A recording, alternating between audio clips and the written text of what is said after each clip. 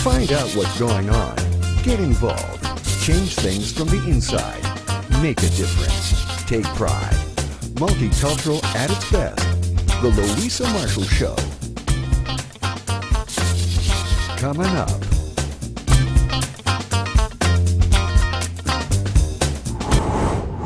Today, all news simply the best. Get involved. Filipino Community Roundtable with MP Salma Zahid. For Toronto, they always talk about the Pakistani-Canadian MP Salma Zahid offered to designate the month of June as Filipino Heritage Month across Canada, which was unanimously passed by the House of Commons on October 30th, 2018. MP Salma Zahid was also a longtime spokesperson for racialized women and an advocate for Filipino caregivers' family reunification program. On the show, watch our special interview with MP Salma Zahid. Filipino community is very dear to my heart, and I am very proud to represent a very strong. And special highlights of the Roundtable. I know caregiver file is very important to all of you. Why bring the IELTS now when it wasn't there before? All these coming up. We should transform ourselves and think that what we are doing should be only based on service, love, and humility, not fame, power, or greed. Hello everyone. We have a special show today, quite raw and meaningful. Happy to share some important highlights of the Roundtable with MP Salma Zahid, MP Randy Sarai, SPIDS, and other community leaders. Discussions on issues on the caregivers' English language requirements, division in the community, and other Filipino-Canadian organizations with questionable motives. Exploitation of Canadian employers to Filipino migrant workers. The Roundtable was hosted by longtime Surrey-based nonprofit Surrey Philippine Independence Day Society, also known as SPIDS. They were awarded recently as the 2019 Most Influential Filipino Community Organization in Canada. SPIDS gathered the highest number of signed petitions across Canada to pass Motion 155, facilitated by Surrey Centre MP Randeep Sarai. It's really an honor and pleasure for me today to be in the riding of Surrey Centre and to join with my colleague Randeep Sarai, your Member of Parliament. It has been an honor serving along in the House of Commons for the last 4 years, and together we have worked on family reunification and better families first for the newcomer services and many other issues, including the big caregiver file which we got inherited. I want to thank my friend Narima for all the work which she did along with Randeep in making sure that we declare June as the Filipino Heritage Month.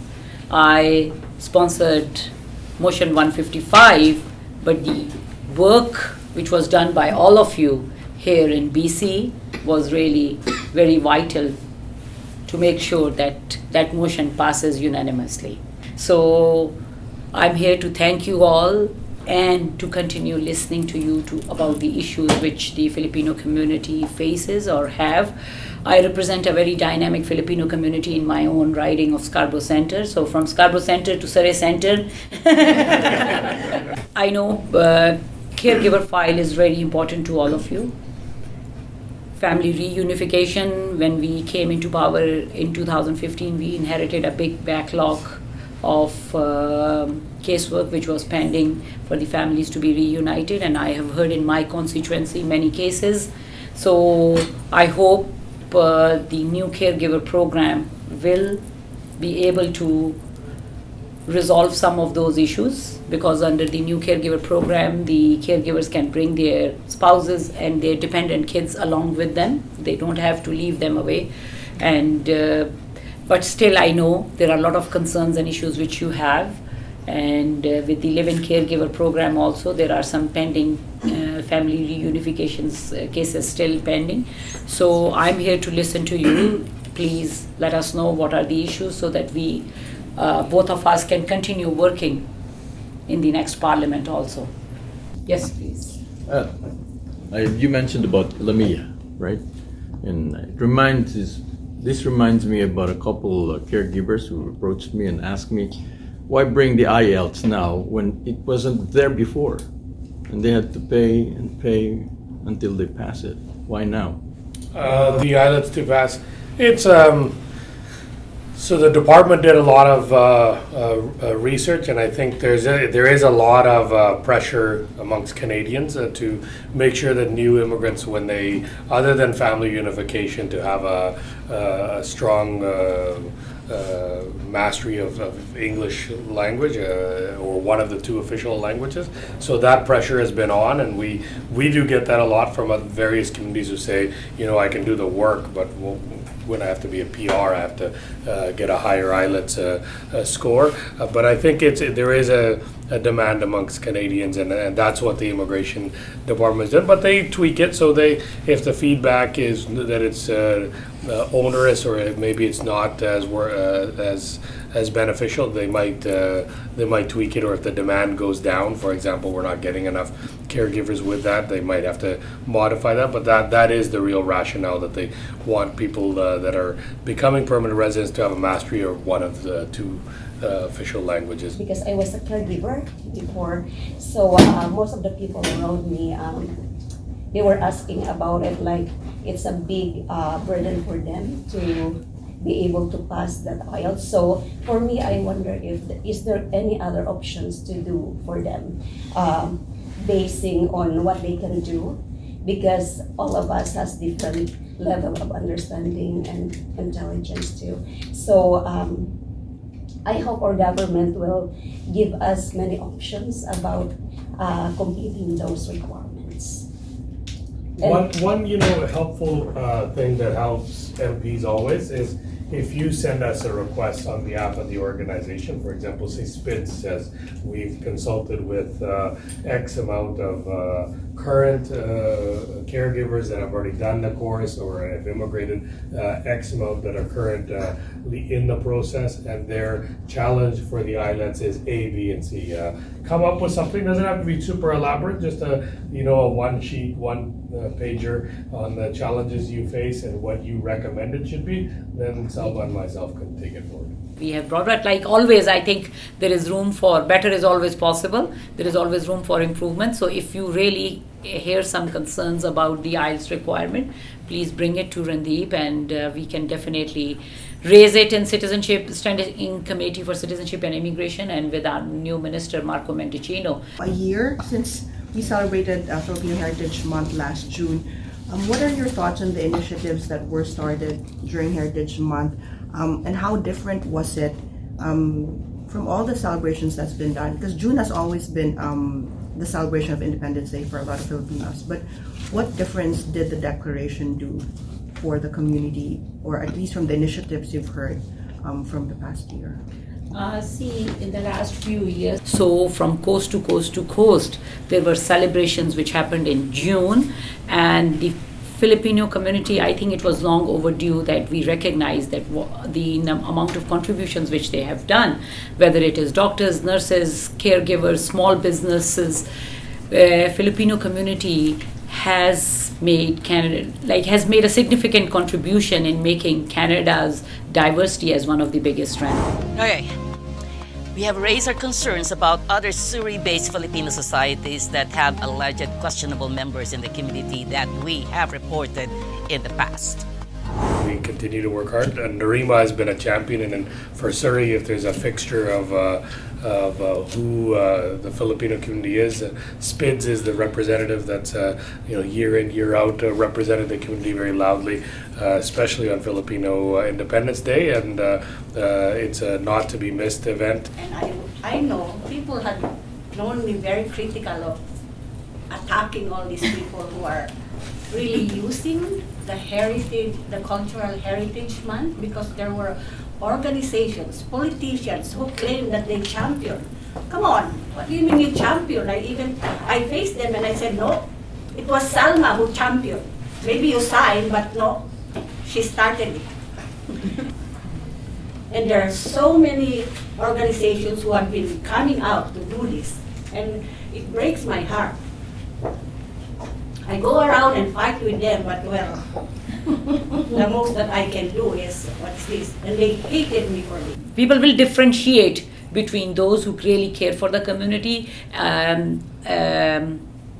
other than those like who are there for their own personal reasons. When I sit down with the community leaders of Toronto, they always talk about the important work which SPIDS is doing here in Surrey. So your work is being recognized.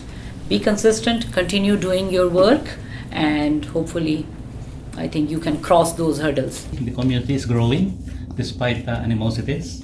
I believe it is true because when we check, say 6 organizations holding their own parties on a Saturday night, when you visit all of this, they're all crowded. So that means people are coming out, though Yes. there are animosities.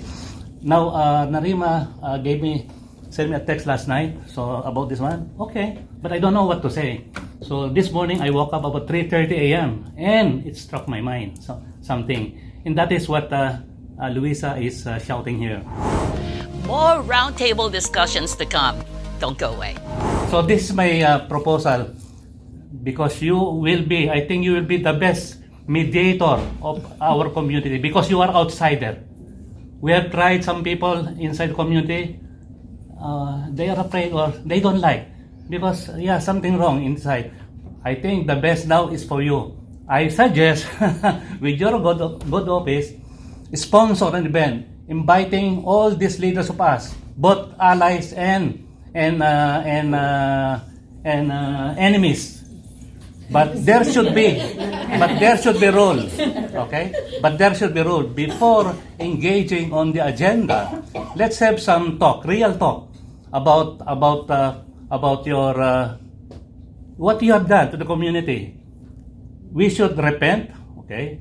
We should transform ourselves and think that what we are doing should be only based on service, love, and humility. Not fame, power, or greed. But I tell you one thing, the Canadians are very smart, regardless of which community they are, like whether it is Filipinos or Pakistani or Indian or Sikhs or Chinese or Tamil. I represent a very diverse community in Scarborough Centre. We have people from all parts of the world. The Canadians are very smart and they recognize those people who are really doing it as a service to the community, in contrast to those who are doing it for their personal reasons. They are smart and they can recognize that.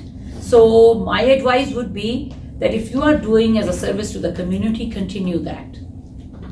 Down the road, those people will be differentiated from those who are doing it for their personal egos or their personal fame. So those people who do it for the sake of the community will always be recognized. It might not be in 6 months, it might be in 2 years, but time will recognize those people who are really doing it as a service to the community, and they are doing it not for their personal interests. Thank you.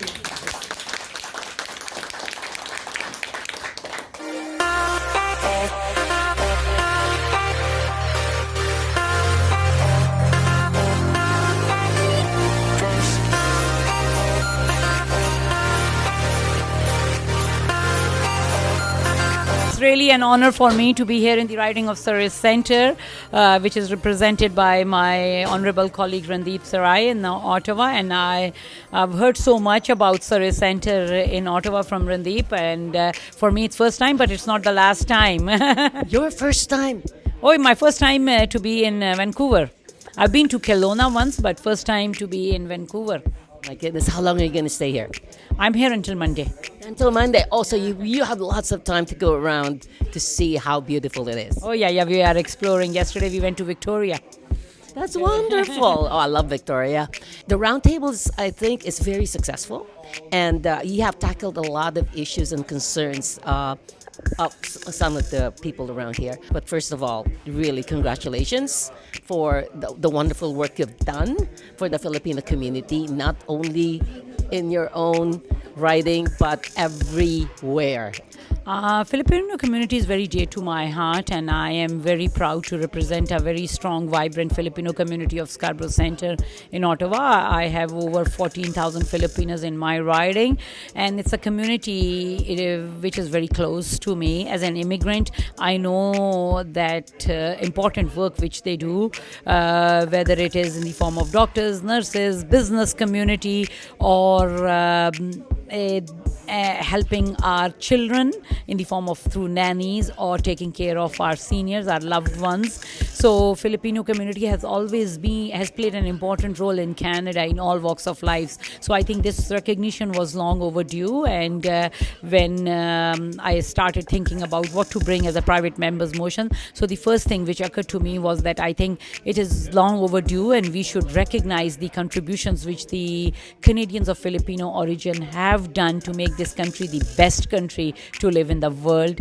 So I was so proud, and I want to thank the Filipino community of Surrey and Vancouver for helping advocating that this is really important. And we started a petition which Narima took under her arms and took it out to the community, and it was amazing to see the number of people signing that petition. So it helped us to talk to the members of parliament from my Liberal caucus, as well as to the members of parliament across the aisle, to get support on that motion. And it was really great to see that motion 155, which recognized June as a Filipino Heritage Month from coast to coast to coast in Canada, passed unanimously on October 30th, 2018 in the House of Commons. It was unbelievable. Really, it was unbelievable. So next year will be the second year that we're going to be celebrating the month of June as the Filipino Heritage Month, which is great. Talking about girl power, whoa! You came here and you didn't have a lot of money. You have family. You didn't work at first. How do you inspire all those other wonderful immigrants or little girls from your own country? See, Canada is a country which has been built by immigrants. Other than the indigenous people, I think everyone else came to Canada, whether it was 100 years ago or 100 days ago or 1 day ago. And I am very proud that I made Canada as my home, and I'm very proud to raise my family here in Canada. I'm a mother of a 21-year-old and 19-year-old, two smart boys. So we started our life as an immigrant, and I think one advice to everyone here is that dream big and work hard. Anything is possible in Canada. If a person who immigrated to Canada from Pakistan in 1999, can be a member of parliament in 16 years, speaks of what opportunities are available in this country. So our next generation has to see that all doors are open for them. So when I talk to you, the young women, young boys about opportunities available here in Canada, and I tell them that you should not take your heritage as a barrier for anything. It's an asset, and I think we need representation from all ethnicities, from all walks of life. So please dream big. Opportunities are available in Canada. Take advantage of those opportunities. That's right. Dream big, work hard. You heard Salma. Yes, we are in the holiday season, so belated Merry Christmas to all of you, and I want to wish you all the best for 2020. I hope and pray that 2020 brings a lot of prosperity, happiness, and best health to all of us. And I think that we are in the holiday season. It's important that we take account of what all we have achieved in 2019 and what we want to do in 2020. When we spend some time with our family, with our loved ones, take some time to set some targets for 2020 and make sure that we work towards achieving those targets. I think as a community, if we come together, work together on one platform, we can achieve a lot of things. So it is really, my advice is that we should work in the bigger interest of the community, and we should all come together on one platform and make sure that 2020 brings a lot of happiness and peace and prosperity to all of us. I hope all of you will keep me in your prayers, and the best thing I would like is good health, peace, happiness in Canada and across the world. Happy New Year. Happy New Year. Happy 2020 to all of you. Now let's go to Jollibee at Scarborough. Yeah, we have Jollibees in Scarborough Centre.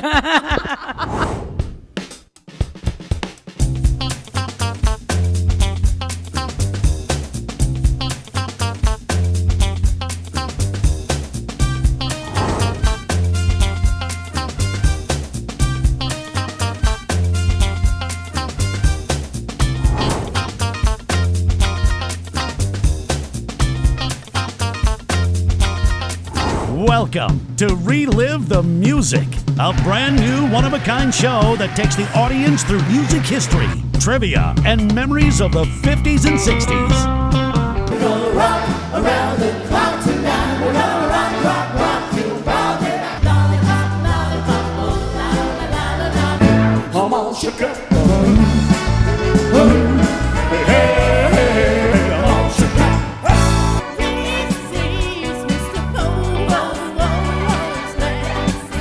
She goes.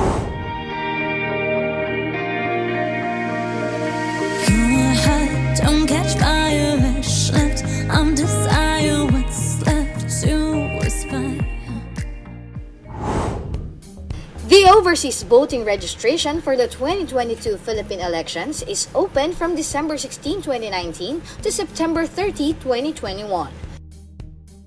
Bring your valid Philippine passport, and for dual citizens, your original or certified true copy of Certificate of Retention or Reacquisition of Philippine Citizenship to the nearest embassy, consulate, mission, or MECO. If you're a seafarer, bring your Philippine passport and seaman's book to the scheduled voting outreach or anakyat barko near you. If you're traveling abroad from April 9 to May 9, 2022, make sure to register before leaving the country so you can vote in overseas voter registration centers authorized by COMELEC and DFA-OVS. Let's continue to strengthen our democracy. It's our right and duty. Register and vote. A friendly reminder from COMELEC, DFA-OVS, and Panahon TV. Thank you, Spitz, for your outstanding service to the community. Thank you, thank you, thank you. Please follow us on Facebook and Instagram. Hope you enjoy the show. Thanks for watching. Please don't drink and drive. Don't text and drive. Always be kind. Let's stop bullies. See you next week. Bye-bye.